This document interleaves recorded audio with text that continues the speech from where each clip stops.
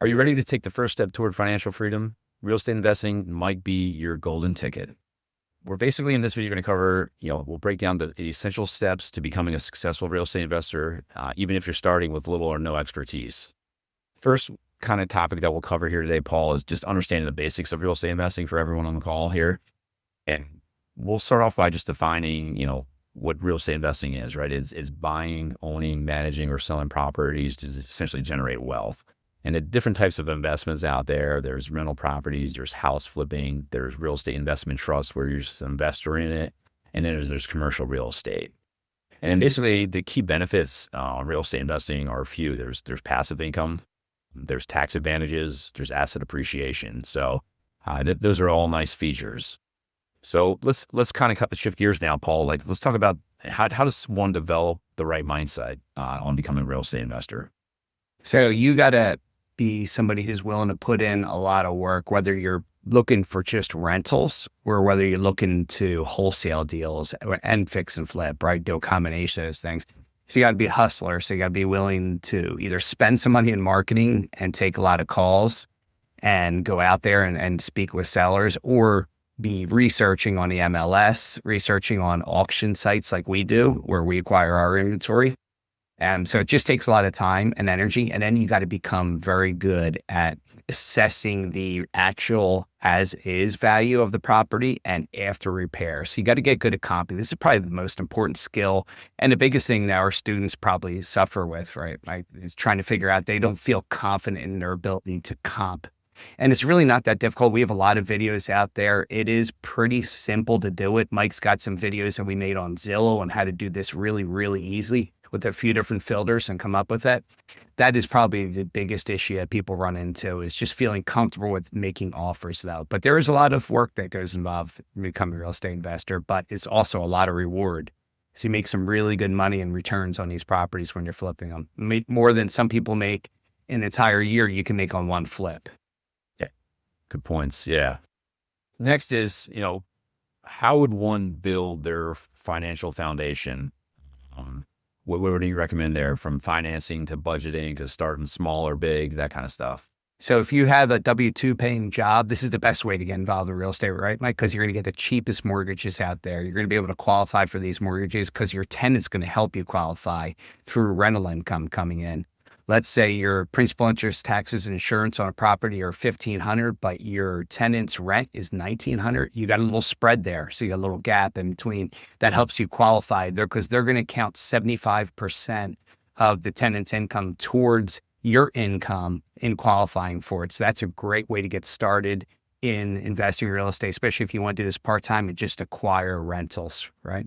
Yeah. Other way is if you have a HELOC, right? We talked about getting a HELOC on your house, so you get some funds and then you can go buy properties out there on the MLS from other wholesalers, right off the auction websites.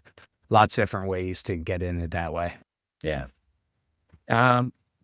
Next, we'll kind of talk about researching the market, right? I'll start off, Paul. First, when you want to become a real estate investor, you just pick a market, right? It could be your home area, but if it's kind of going through a lot of turbulence, maybe you pick another one from just a supply demand issue, like with declining prices. So, step one to me is choose a market and look for growing areas with strong demand, low vacancy rates.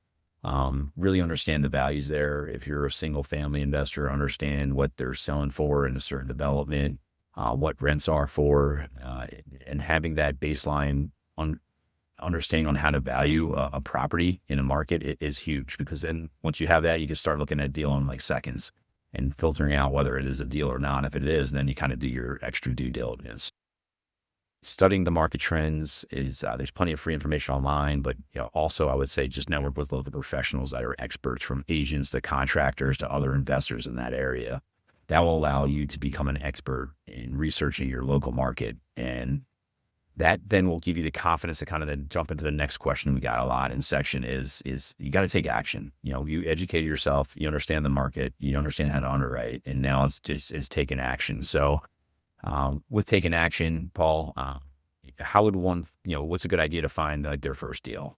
Great way to do it. We talked about this before, is bird dogging or just driving for dollars, right? If you're going to focus in on and around your area, say within 30 minutes or so from your house, if it's a good market that works for wholesaling properties, drive around, look for properties that have, a lot of work needed. Maybe grass is too long, have violations from the city, look like they might be vacant. Vacant properties are a great one.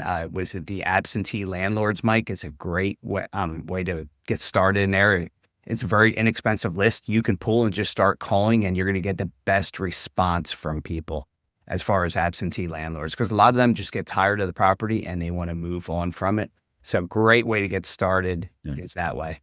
Yeah. All right. So you find a potential deal, and now next is due diligence, right? Mhm. What do you recommend someone doing? Definitely need Evaluate their to. house, right? They don't have contracting experience, right? And luckily for me, I had contracting experience, but if they don't have it, they need to bring somebody they know and trust that to take a look at the property and assess how much repairs it needs, because getting this number dialed in pretty good is going to really help and show you if you're profitable or not. So if you're looking at, we'll make math simple, $200,000 house that you can pick up for 100 and it needs 25,000 renovations, you're probably going to be all right in that property. You're going to probably do all right in that. But if it's, 50, $75,000 renovations, you got to get that number lower.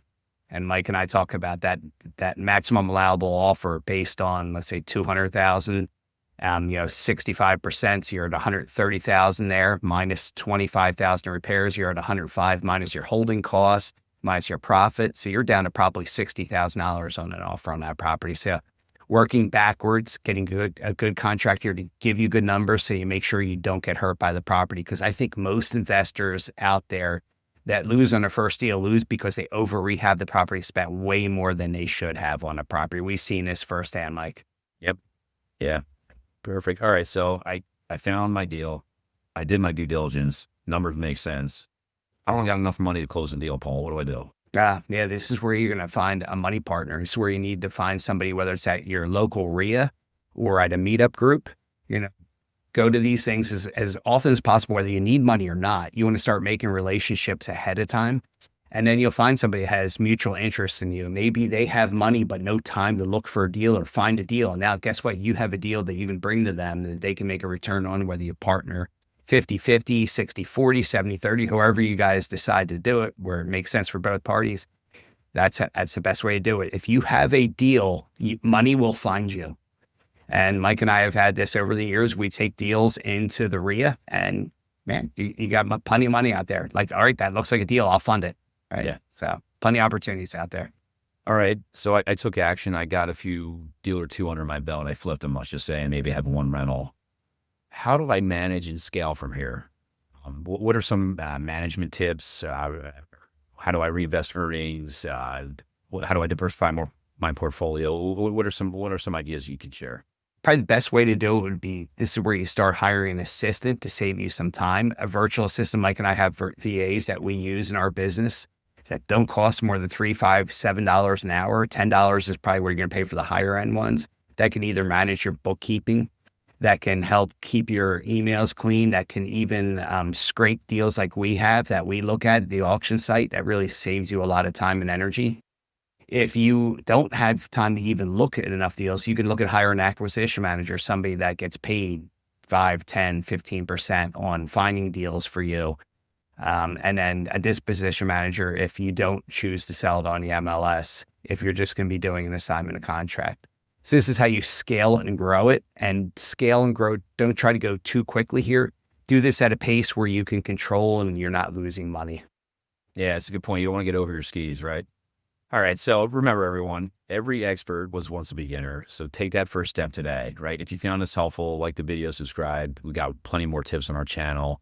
And we'd love to hear your thoughts and your journey. So feel free to ask questions in the comments below, and happy to make future videos on any questions that you have. Your journey to financial independence starts now. So let's go make it happen. See you guys next video.